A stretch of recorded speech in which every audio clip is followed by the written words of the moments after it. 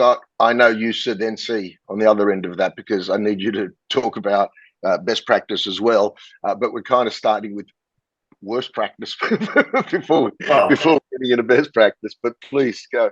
So, well, if you want to start with worst practice is where MSPs rely on distributors or vendors to provide install base opportunities, whether they be renewals, expand, whatever the case may be.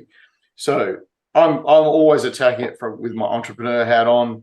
I look at other MSPs and I just really want them to take control of their data set, because if they don't have their arms around their own data, whether it's the pre-sales data, the marketing data, or in our world, the point of sale data that's flowing through the business, they're not really grabbing hold of, they call it the new oil.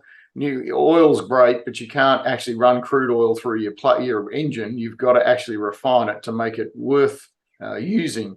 So, in best practice world, automate everything. Automate the quoting, automate the expand sales, automate the extend sales, automate the protect, or what we call protect, which is the renewal component. We call it protect only because you may not want to do a renewal. You may want to change them to cloud or a different product or whatever the case may be. And then surrender. The biggest opportunity I see there, talking to the entire channel, is surrender. No one handles end of life or end of support properly.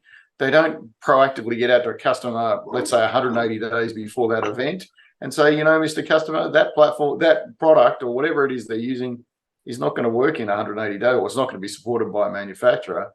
So best practice is getting your arms around that install-based data so that you can then make decisions that are in the best interest of your customer.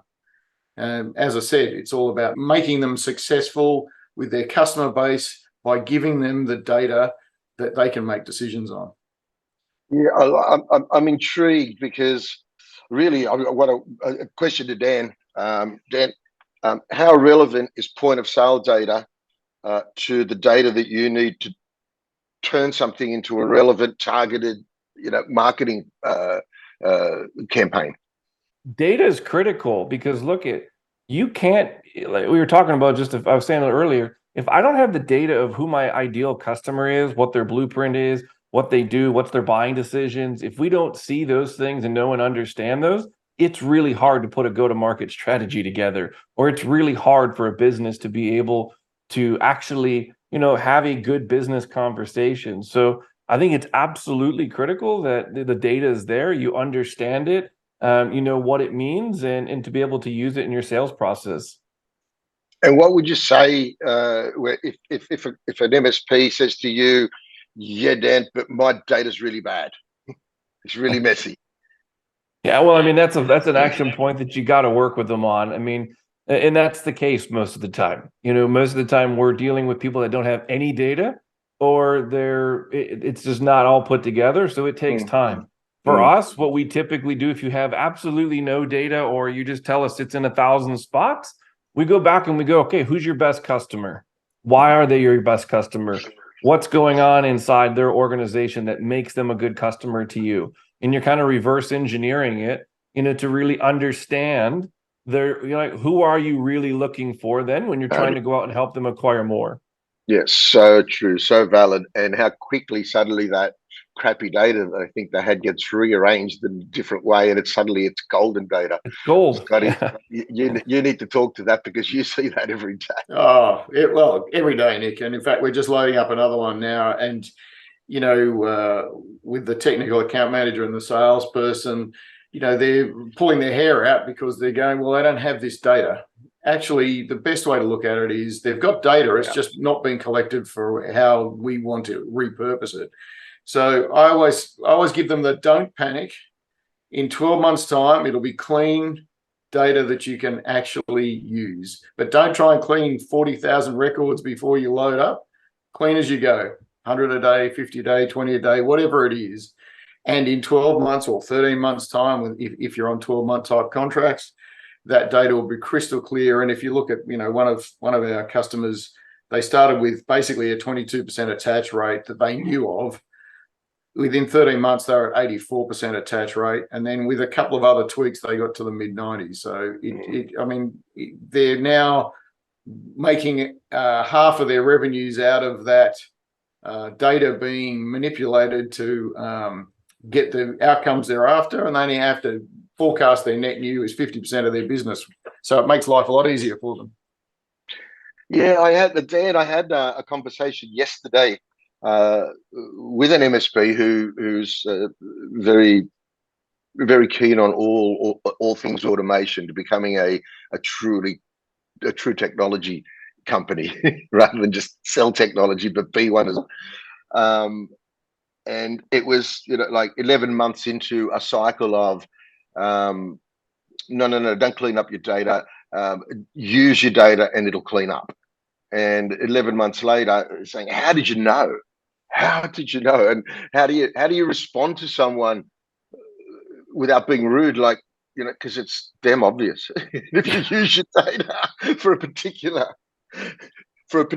thing that it wasn't originally collected for, you'll clean it up in a way where you can actually use it to minimize churn, rather than use it to invoice and say, this is what I sold this month, right? So what's your advice to someone who says, my data's really, really bad? Scott's is, use it for a month. What's your advice? I mean, look, from a data perspective, I think it's really, it's hard for because from my angle, data for us is like a customer list. It's a CRM. Do you have things organized? Do we at least know who, you know what I mean? It's a persona. You're building out that profile.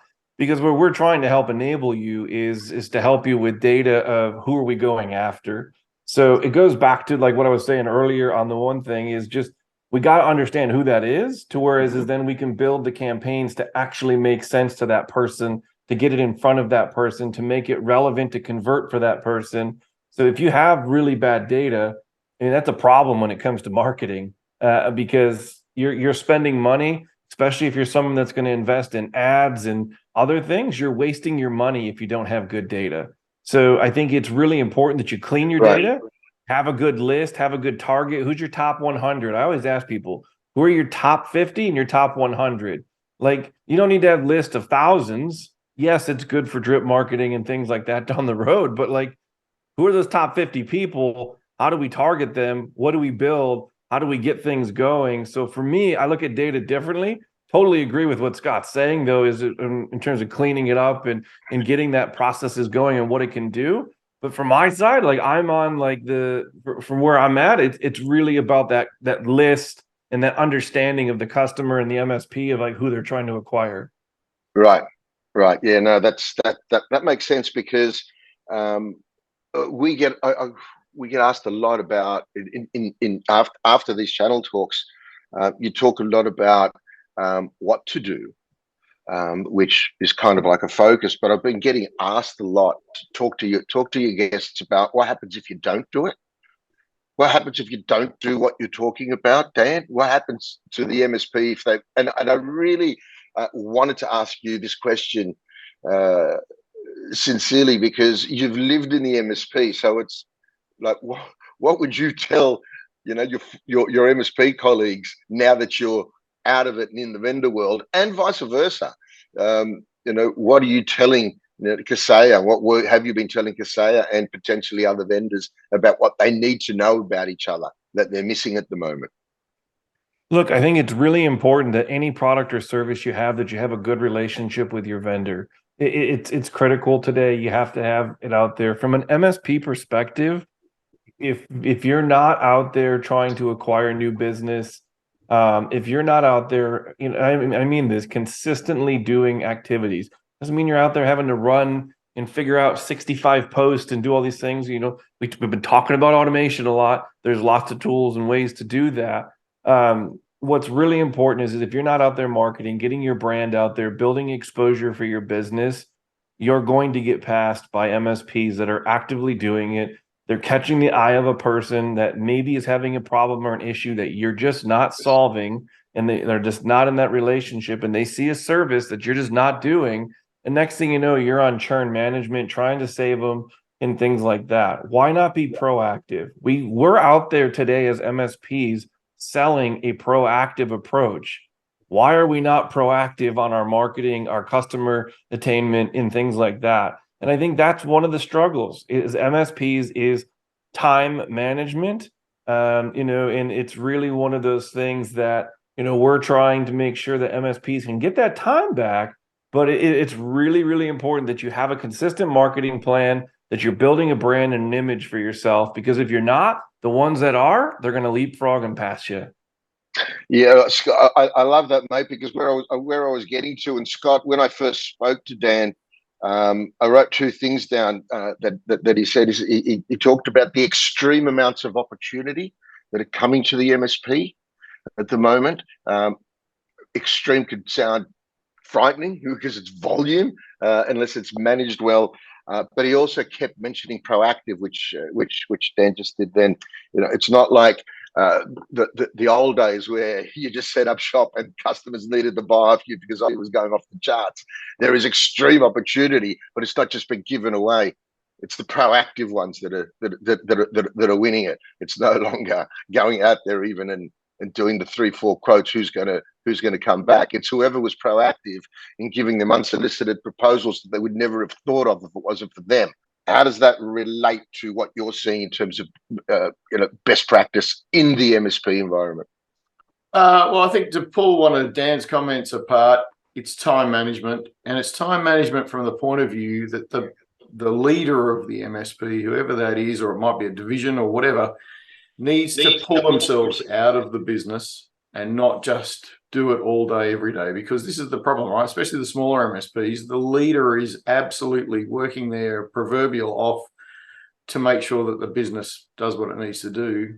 But how do you coach someone to step out of the business and look back in, even if it's only an hour a day or half an hour a day, whatever they can afford, so that they're actually working on the business, not in the business, so that they can then move towards this proactivity and this automation. That's the hard part, I think, for most of the MSPs, because they're just hand to mouthing most of it and they feel they can't stop. But if they don't get that outside in view, they're never going to change the way the MSP goes to market and make it more successful. Okay, so in that regard, one of the threats that MSPs are talking to me about, regardless of where you are in the world, is, I can't compete against the global guys. I can't compete against the global guys because they've got a better relationship with the vendor. To your point, Dan, how good is your relationship with your vendor? And in my experience, in decades of working in distribution, it's the same thing. The best relationship you could have with your vendor is where you're the most proactive, and you're giving them things that they wouldn't even have expected of you, and building your market for you. And that's been traditionally the sweet spot of a local or a regional MSP versus a global MSP, who tends to provide a lot of transaction value to the vendor, making their transaction costs lower and the transaction more frictionless. Completely different ends of the spectrum. Do they eventually come together? Is it best that they're kept apart and the value is different? Dan, what's your view on that? I mean, look, I look at things a little bit differently. A lot of people say there's larger, worldwide MSPs that are taking us out because they have better buying power or they got better this or that. But it comes down to relationships, and people want to do business with humans. They don't want to do things with all. I mean, in certain cases, when you're talking IT support, you want to be able to pick up a phone and have that conversation and get answers when you're dealing with your business. And that's something that the localized, regionalized MSPs really have the floor and can dominate that market. And I think if you're doing a really good job with relationships, you're proactively having conversations in those things, you shouldn't have anything to worry about, as long as, from an MSP perspective, that your stack is you're constantly evaluating your stack, you're offering. Are you offering, protection for compliance, for cyber insurance policies? The world's changing. Threats change all the time. And as long as you're positioning your tool stack to be able to support the world that we have that's in front of us, and thinking a little bit ahead if you can, and you're communicating that value to your customers, I don't think if you're a regional MSP versus a master global MSP that you're competing, because people want to do business based off relationships. Focus your attention on building better business relationships. And I don't think at that point it matters how big your MSP is. Well, I love the topic because it's so important, because we get lost in this whole world of we have to automate everything, right? And every time you look at a podcast or a video or a training video or something from anyone who is associated with these new ecosystems that we talk about, whether they be focused on an MSP or a vendor or a distributor or all three, and how that channel comes together, there just seems to be a lot of talk now about automation. That's great. It has to be, because how else do you digitally transform? That's really important. Right. But somehow, Scott and Dan, what Dan's been talking about has been lost a bit, and that is that no, but we still need to be people. I want you guys to talk to that, but I want to give an example to my viewers of last week when I walked into one of our customers. So they're obviously in Sydney. I won't mention who they are, but they'll know who I'm talking about. And they said, "See that area there?" And there was like about 20 people. And they said, "They're the people that use your technology, that are basically creating, campaigns, sales campaigns for our customers." I said, "Yeah, that's great." And he goes, "See over there, there was like about 150 people." And I said, "Yeah." He said, "That's our kind of customer success team. That's who takes these proposals to customers." And well, that's pretty impressive. And he goes, "You know what? 2 years ago, it was the other way around. 2 years ago, it was the other way around. There were 200 people doing the automation and 20 people doing the actual taking it to the customer, and still having that personal flow. But the cost in their business has just been pulled out like crazy, and they've really majestically reduced costs, but their revenues are off the charts because they've got more people selling something of relevance." We're getting to the top of the hour, and I would love to just close on a conversation around that, because Dan, you've said it too many times for me to ignore, and that is the personal relationship. Yeah, I mean, I'll start, and then Scott, I'll let you close this out. I mean, look, I think you should automate a lot of things, and there's a lot of things you should be automating because it gives you the data to make the proper decisions. And as a business owner, if you're not looking at AI and intelligence and things like that, yep, you're not going to be in a good spot. You're going to get past. I mean, it's because you're going to have people that are outsmarting you and doing those things. When I go back to is, think about it when you're growing that business, though. I mean, are you the person, if you're an MSP that's watching right now, do you like to pick up the phone and have a conversation when your vendor, when you have a problem, when you have an issue with something going on? Is that something that's important to you? Because if it is, it's probably the same to your customer. And how we respond as a vendor is important, just as it is for you to your customer. So I think if there's anything, it's looking at that VCIO role, looking at somebody that can really go in, understand the business. When I was an MSP, what made me the most successful is that I told people, I don't want to just be your MSP. I want to have a seat at the executive table of your business. I want to be a part of understanding where you're going. What are the KPIs? What are we trying to achieve here? Because if I don't know those things, how do I help make sure your technology is aligned? And at that point, people really came back. And when we were closing deals, I'd say to people, why did you choose us? And the common question, or the common answer to that question was, we chose you because you're the only one that focused on our business. You're the only one that asked us questions about our people and the atmosphere and the culture and like what's going on. And we really appreciated that, because we want to do business with people that are going to respect our employees, treat us, give us that support.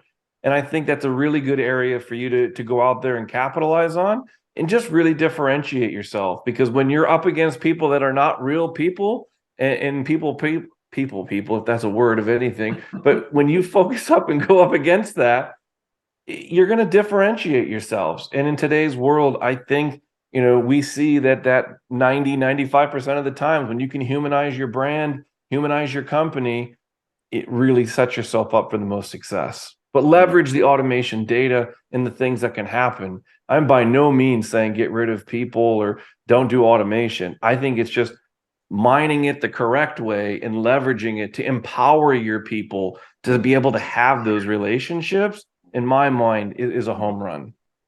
Yeah, I'm going to quote you, Scott, and then let you finish, because it talks directly to Dan, where you said once in one of these interviews that the quality of your relationship with your customer will be amplified by the amount of work that you put in analyzing the data that you have about them. And that to me is golden, because you still need to play with the data to get to the quality information, because it's not just, hi, how you going, want a cup of coffee? It's, hi, how you going, you need one of these. Yes, but to pull some of that the previous commentary apart, if you're an MSP, a mid-range or a small MSP, I think the opportunity is absolutely vast. I don't actually, because I'm a startup guy, I've never believed this thing that you can't compete against the globals because, you know, they buy more, so simply they're better. The thing with businesses at any level, you've got to compete where you're appropriate. But what you're trying to do is just go that little bit further up the food chain, a little bit further up the food chain. And as you grow, you've got to be dynamic. And the reason the big guys are the big guys is because they're doing the same thing they've been doing for however many years. They usually have got legacy systems that are wrapped around their necks and they can't really move out of that. And you have an opportunity to change up your customer's entire experience based on your offering, services, and the underpinning automation. As far as the people part's concerned, well, you know me, the great places to work and the companies we've had, I'm about giving my people creative things to do, because creativity is something humans enjoy doing. If you give them data entry jobs, it's not really creative. And, you know, I don't know how people continue to do that particular function over an entire lifetime. I mean, I couldn't think of anything worse. So if you can get the platforms and systems from both of our organizations to take the boredom out, then you can do the creativity. The leader can focus on working on the business rather than in the business. And you start to cook with gas, basically, although gas is very expensive now. We'll have to find another analogy. We'll cook on electricity, whatever it is. So really what I'm trying to do is inspire. If you're an MSP watching this and you're a mid-range or smaller one, there is a huge amount of opportunity to drink from the fire hydrant. You've just got to position yourself right and think about what that business is that you're building, not just be out there selling. Yeah, well, no, thank you for that, and thank you for both of you. That's some real gems here. We'll distill that and cut them in bits and pieces and get that out to different parts of our audience as well, to make it relevant. Guys, before we close off, is there anything that we've left on the table that you need to tell our audience before we wrap it up? I just want to say thanks for having me on, and I look forward to connecting with a lot of your listeners and answering any other questions that maybe they have, but appreciate being able to be on. Absolute pleasure, Dan, and we'll get those to you. Thank you, man. And Scott? Well, I'm more about trying to get people to be entrepreneurial. If they take something away from this, whether they use any of our platforms or not, then I'm happy, and you know, of course, reach out if I can be of any assistance. And thank you for being on the show. Thank you both of you. Everybody, thank you again for tuning in. See you very, very soon. We've got some really exciting ones coming up, just like the one that we've had today with Dan and Scott. If you're an MSP, you're going to need to look at this and look at it again. There's some real gems, things that I didn't even think of. So thank you, guys. Thank you, everyone, for coming in, and we'll see you on the next one. All the best.